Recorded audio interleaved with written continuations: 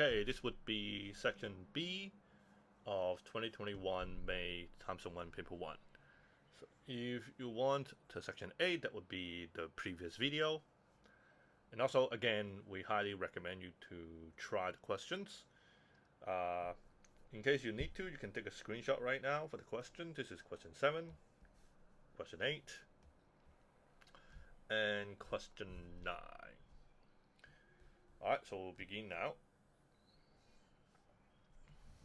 So 7, there is some function. It intersects another line at exactly 1 point.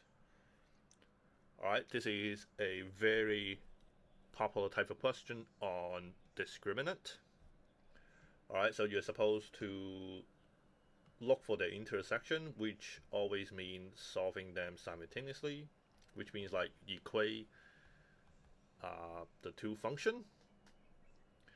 And then you're supposed to get a quadratic, and then you're supposed to make use of the discriminant. Since there is only one intersection, you'll be expecting the quadratic to only have one solution, which means the discriminant should equal to 0. Alright, this is, I don't know how many times IB have done the same type of questions, so by now it should be obvious to everyone. You move everything to one side because that's how you do quadratic. We have negative 2mx minus mx.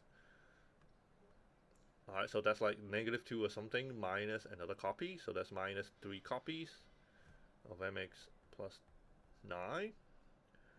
And just from here we can do discriminant, which is b squared minus 4ac is in the former booklet. As we said, it's equal to 0 since there is only one solution. Would be bigger than 0 if there are 2, less than 0 if there's none. Alright, so this would be the B, this is the A, this is the C. Alright, so B is minus 3m squared minus 4 times A is m, C is 9. So we square that, negative square is positive, 3 squared is 9, m squared is m squared, minus 4 times 9 is 36. Alright, then this is again a quadratic. We can simply factor out the m, so factorize the m, so 9m minus 36. Alright, so two things multiplied together to be 0, so either the first thing is 0 or the second thing is 0. So m is 0 or 9m is 36, so m is 4. And then usually the question would say that m probably cannot be 0. It doesn't say so. That means we should have to find a reason. Like he says m is just any real number, so technically it could still be 0. So we should think why it cannot. Well, then you try to put the 0 back into the functions. If you put 0 back to fx, you get 0, right? Because both terms of m. But if you put 0 to the line, you have y equal to minus 9. So fx equal to 0 would be the x-axis. Y equal to minus 9 would just be a horizontal line at minus 9. So no way they intersect. So m could not be 0. Therefore m could not be 0. I suspect you have to say something like this to explain why m cannot be 0. Alright, therefore m is 4. Alright, so we now know m. Then part B says put it in this form. It pretty much means factorize it. Alright, so f is now 4, m is 4, right? 4x squared minus 8x. Again, to factorize this, you simply take out the x and the 4, I think, because there's a 4 in front. So it's 4x. You take out 4x from 4x squared, there's x left. You take out 4x from 8x, there's 2 left. And that's it. Alright, you might be wondering, hey, then what's p? It's basically 0 because x minus 0 would be x. So p is x, p is 0, q is 2. Now the next would be putting f into the vertex form. So you pretty much do completing the square. So we have fx being, again we put m in, is what, 4x squared minus 8x. So this is a bit hard to do completing square on because you have to take out the 4. So it becomes x squared minus 2x.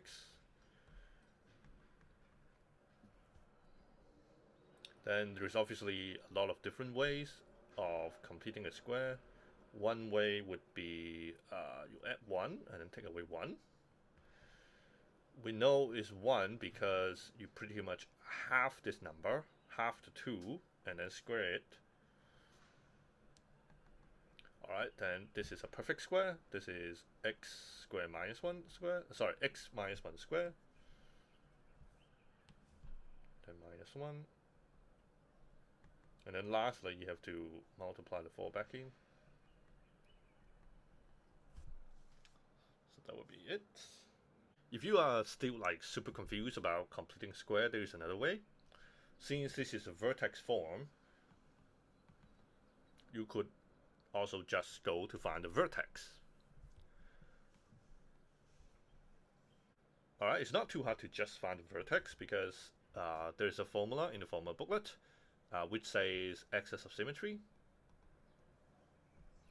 which is the vertical line down the vertex, right? Pass through the vertex. So the axis of symmetry actually gives you the x coordinate of the vertex, and the formula for that in the formula booklet should be minus b over 2a. So here b is negative 8, and a is 4.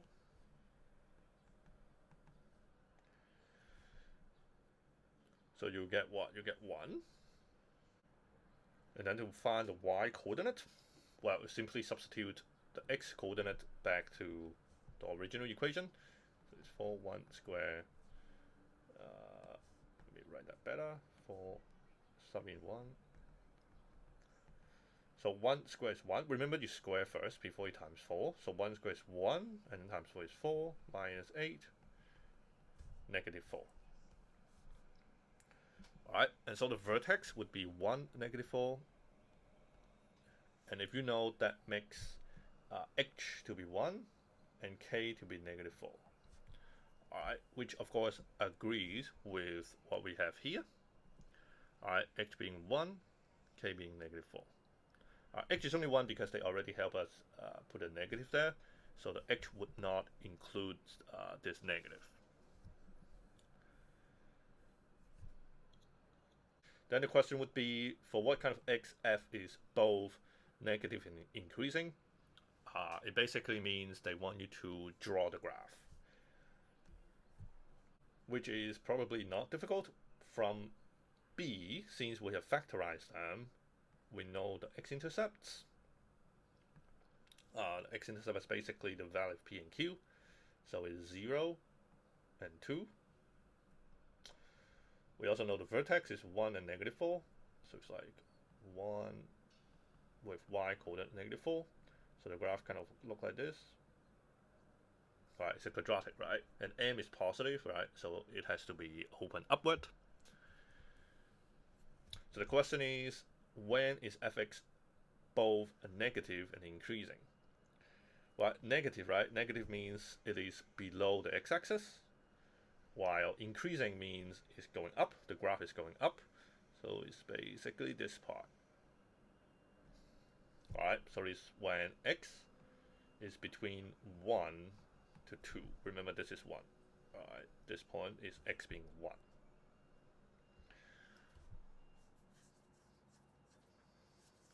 Okay, very nice. Alright, then the next one. This question is awfully similar to the specimen. Yeah, so it's kind of like that they try to give students some advantage or something. Okay, so first they just give you a function and ask you to differentiate it.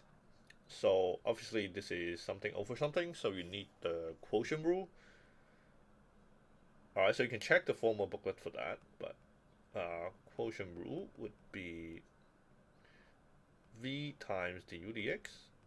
minus u times dv dx over v squared. It's in the formula booklet, so you could like check it out to do it. Alright, so v is the denominator. V means you just copy. Then du dx means you differentiate the top. Differentiate ln x, again it's given, it's 1 over x. Minus u is ln x, just copy. dv dx, differentiate x to the power 4 is 4x cubed. Over the bottom square, so x to the power 4 squared, so x to the power 8. Alright, I don't have much space, alright? So let's simplify a bit. So here we have x to the power 4 times 1 over x, so they cancel out into x to the power 3. Then this is x to the power 3, this is also x to the power 3, so they're common, you can factor it out. Alright, so we have x over 3. Then for the front, you have nothing left. Again, you factor out, got nothing is 1 minus you have 4 ln x over x to the power 8. Then this x to the power 3 cancel with this x to the power 8, so it becomes x to the power 5. Alright, so that's exactly what they have. Then it says the graph has a horizontal tangent, so that's when the gradient of the tangent is 0. Alright, the differentiation gives you gradient, so you want that to be 0. So you have 1 minus 4 ln x over x to the power 5 equals 0. You want to solve that. So you multiply this to the right, so it becomes 0. So it's 1 minus 4 ln x. So you add that to the right, 4 ln x divided by 4. Then you do the definition of log, which is again given in the booklet. So if I remember it right, they give you as like log x base a equal to b would means a to the power of b equal to x. So a to the power of b is x. So there we have ln x being a fourth. ln means the base is e. So the e is the a, this side is the b, right? So it's e to the power of a fourth. E to the power of a fourth would equal to x. Alright, so that's it. X is e to the power of a fourth.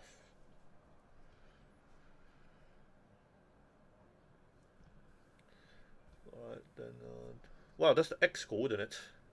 Coordinates means they want the y as well. So you're gonna plug this into the function. So y is what? ln e to the power of a fourth over e to the power of a fourth to the power of 4. So here you can drop the fourth, 1/4 ln e over, here the power you multiply, so a fourth times 4 is 1, so e to the power of 1 is just e.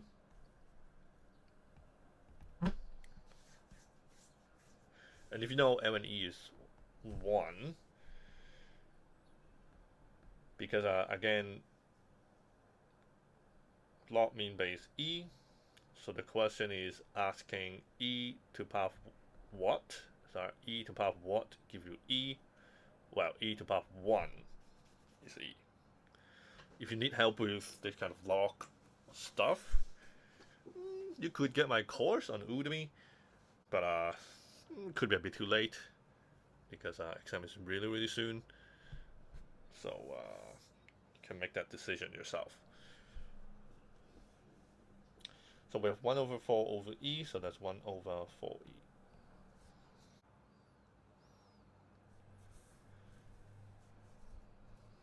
So p is e to the power of a fourth, 1 over 4e. Alright, then they tell you the second derivative. Okay, nice for them.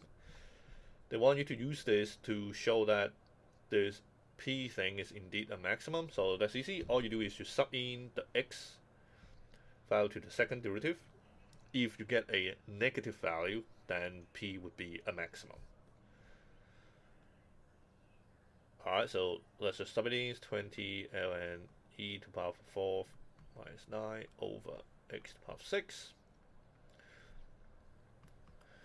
So again, ln e to the power of a fourth, that's the same as here. It's just a fourth because ln e is 1, so it's 20 times a fourth minus 9 over. Oh, I should put x into that x as well. So it was e to the power of a fourth to the power of 6. This is a time. This is a time. So we have 5 minus 9 over whatever that is. So we have negative 4 over that. Now the key is e itself is positive. E is roughly 2.7. It's positive. Positive to any power is still positive. Alright, so overall the bottom is positive. So if the top is negative, negative for positive is negative. So this is less than 0. Therefore p is a maximum. Okay, and then D. Yeah, this is a bit weird. They want to know when is fx bigger than 0.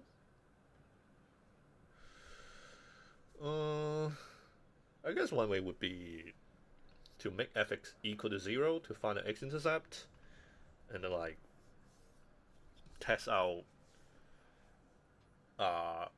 if x should be bigger or smaller for fx to be bigger than 0. Well, I guess we can just solve it.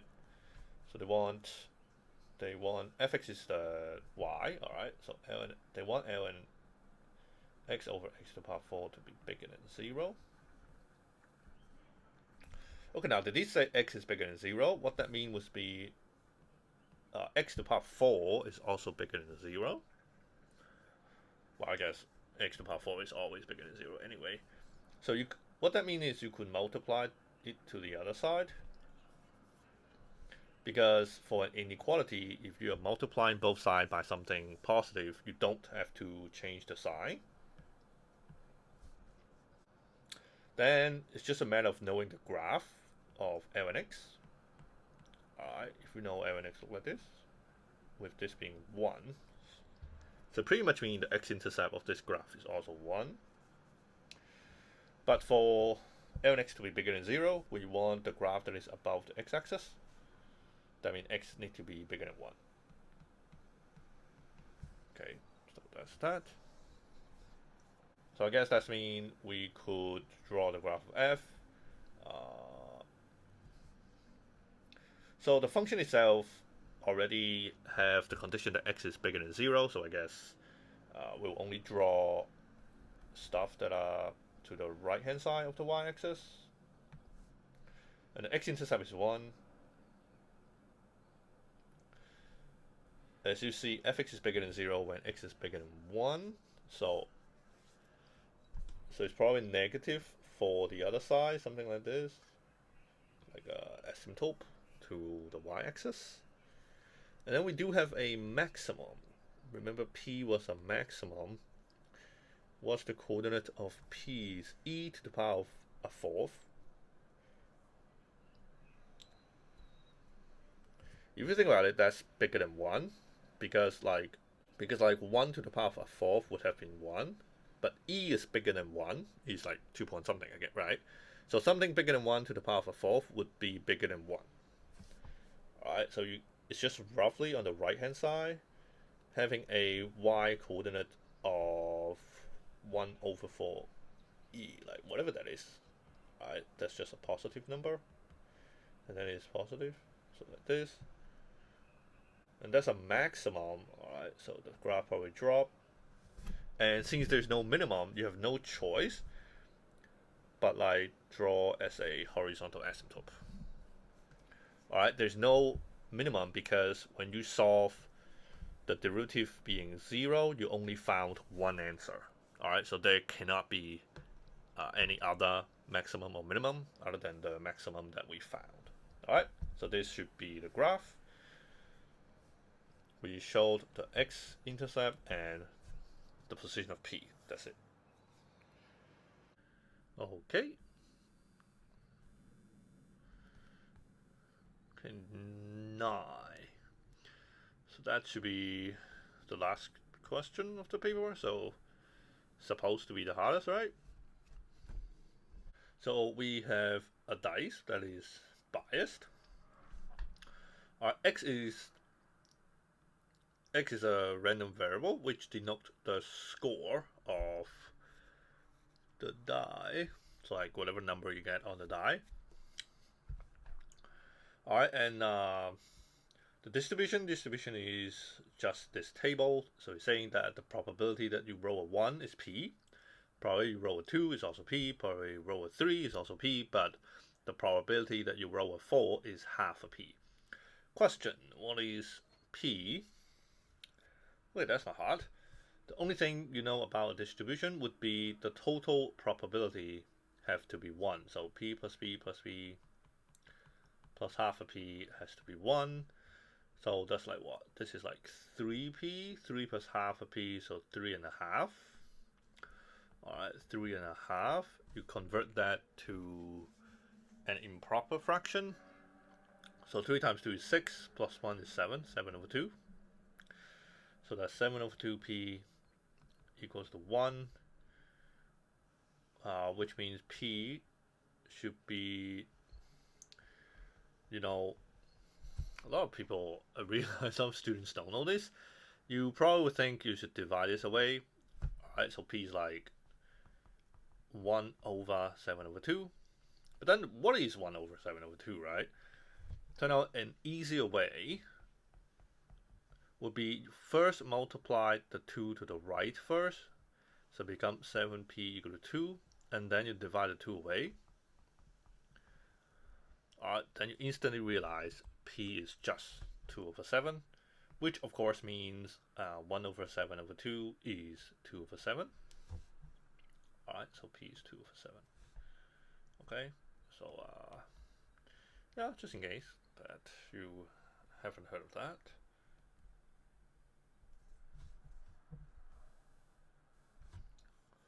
And then they want you to find the expected value. So that would just be the x value times the probability that that value occur. Then you do the same for all of them, and then add them all up. Alright, so it's actually like 1 times p plus 2 times p plus 3 times p plus 4 times half a p.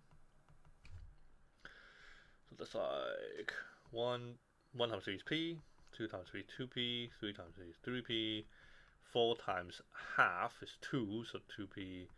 So they add up to be 1 plus 2 plus 3 is 6, 6 plus 2 is 8, 8p, but p is 2 over 7. So when you multiply a number to a fraction, you only multiply the top, because 8 is over 1, okay? So 16 over 7.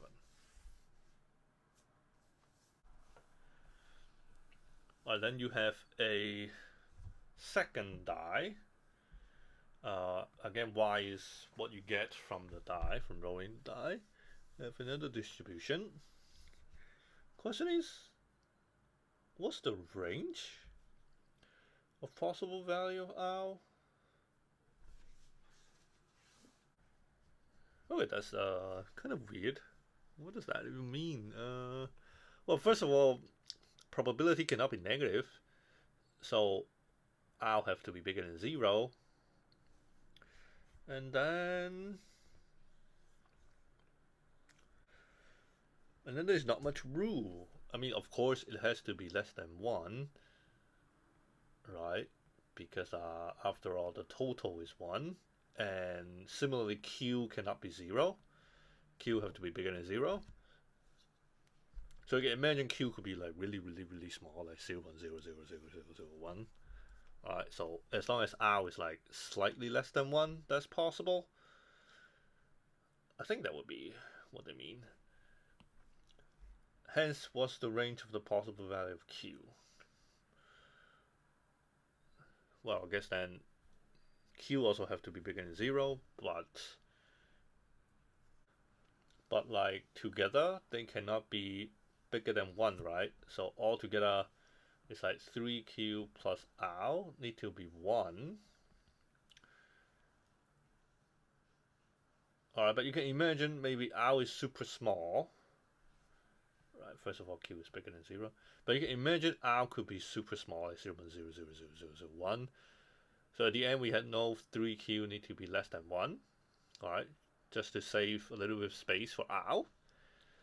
That means 3q has to be less than 1, so q has to be less than a third. Hopefully that's what they mean. Then we're supposed to find the range of the expected value. This is kind of a weird question. Right, so we have one. So again, the expression for the expected value would be 1 times q plus 2 times q, so that's 2q, plus 3 times q, plus 4r. So it's like 6q plus 4r.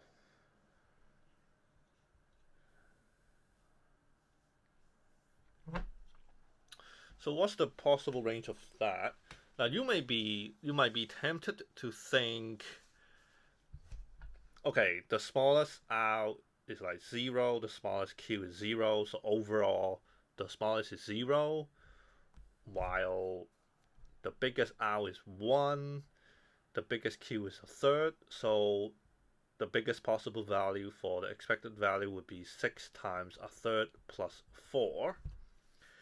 Now that would be not so accurate because you cannot have both q and r reaching their maximum.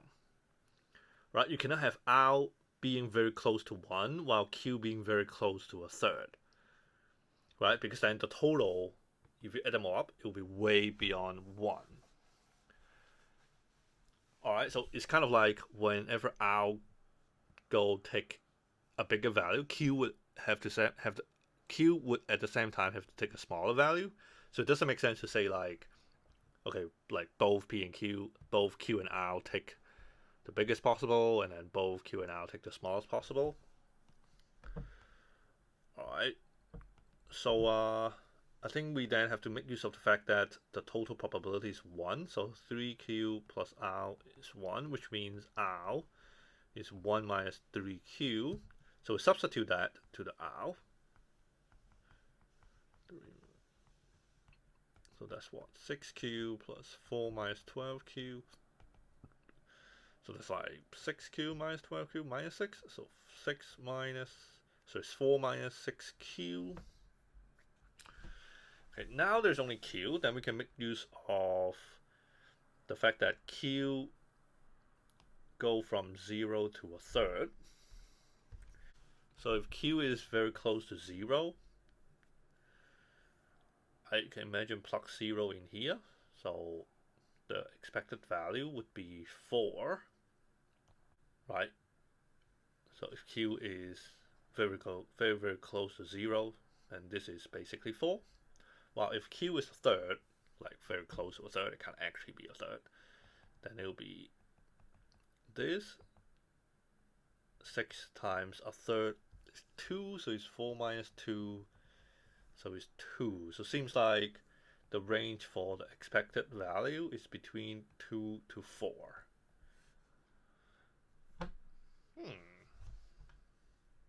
Okay guys, I wasn't sure if I got it right, so after doing the question, I go back and check the answer. Turn out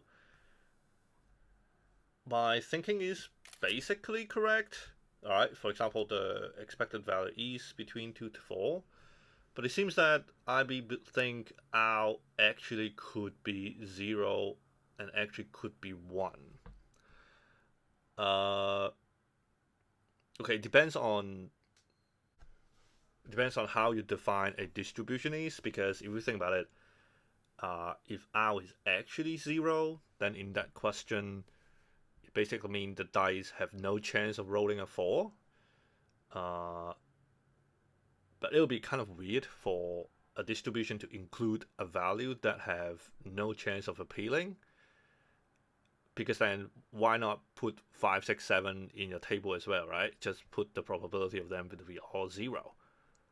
Like that is usually kind of weird, but very unfortunately, it did say that if you write your answer without equal, you actually get no mark.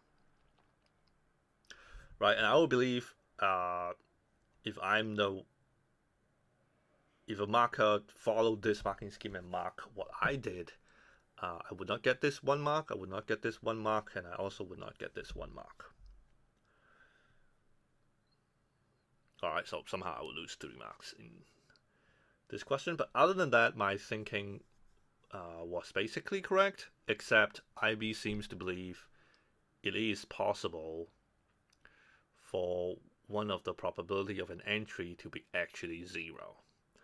Alright, so what I said about like you need to leave some space, right? For example, I said like 3q plus r have to be 1, and therefore 3q has to be less than 1. Turn out IB actually believe you don't have to leave space for r. 3q actually could be 1, so 3q is less than or equal to 1. I think it's just a technical definition kind of thing that IB did not say specifically in the syllabus. Unfortunately, that will lead to me losing 3 marks. Alright, but other than that, my thinking was correct. My solution was basically correct. So we move on. Then we basically have person A and person B. They played a game. Alright, person A would roll the first die, dice A, and person B rolls die B. The question is the probability that A gonna go score less than B is half. Then the question asks us to find the expectation of Y. I believe just this information alone would be enough for us to find Q and R, to actually find the value of Q and R, and that's why once we have those, we can find the expected value of Y.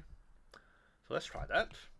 So you need to think, what is the probability that A score less than B?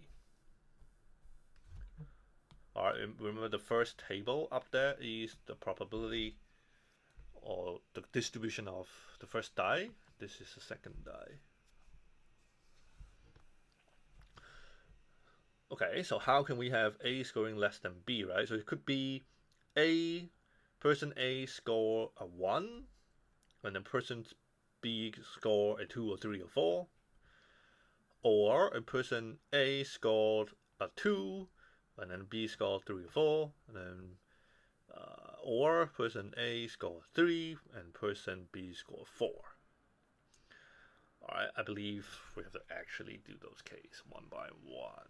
I don't see much of a faster way. And of course, if person A scored 4, she have no chance of scoring less than B. Right. So let's do them one by one. If person A score 1, the probability for that would be P. So it's P. And so N will be multiply, right? N rule for probability N is multiply. Then we'll need B to roll either 2 or 3 or 4.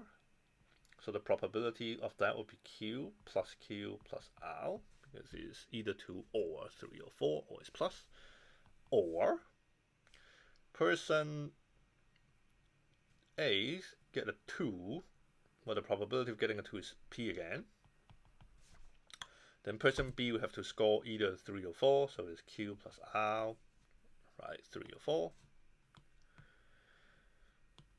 Okay, and then you probably get the idea. Maybe person A get a 3, which has a probability of P. Then person B will have to score a 4. The question says this probability should be half, so this is half.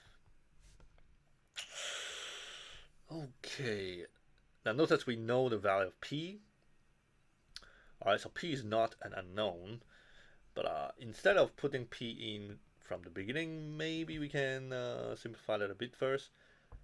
So you can see this is one term, because they are multiplied together. This is also one term, this is one term. So all of them have P.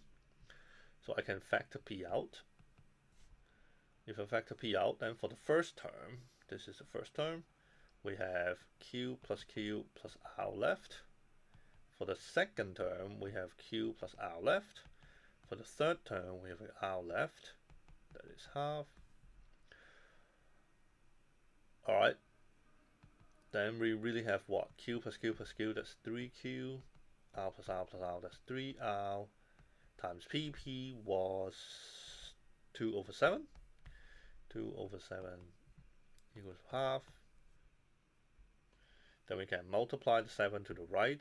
So it becomes 7 over 2 equals to 2 times that. Then we divide the 2. Right, 7 over 2 divided by 2. Okay, this is also a fraction trick that not too many people know. Instead of dividing 7 over 2 by 2, you can actually just think you're multiplying this 2 into the bottom. That will be the same as dividing. Alright, so it's basically 7 over 4 when you divide this 2 away. So 3Q plus 3R. Okay. So now you might be wondering, how am I going to solve two unknowns with only one equation? Alright, kind of obviously that's not possible. That means you need another equation. You need two equations to solve two unknowns. Well, the obvious choice would be the fact that the total probability was 1. Remember this? So let's have that. So we also know 3Q plus R is 1. So it seems like we can do the subtracting method again. 3Q minus 3Q is 0. 3R minus R is 2R. 7 over 4 minus 1. 1 is 4 over 4. So it's 3 over 4 divided 2. So it's 3 over 8. Again, you multiply to the bottom. So R is 3 over 8. We're putting back to here. So 3Q plus 3 over 8 equal to 1. 3Q is 1 minus. So this question have a lot of fraction manipulation, that kind of stuff. If you're not so good at fraction, you really want to practice.